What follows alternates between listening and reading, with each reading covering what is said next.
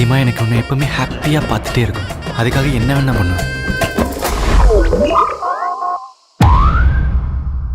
Breakup. இந்த love மட்டும் இருந்தா பத்தாது வாஸ். இரு விட்டு வேணான விட்டு போலாம்ல வாஸ். போயிடு.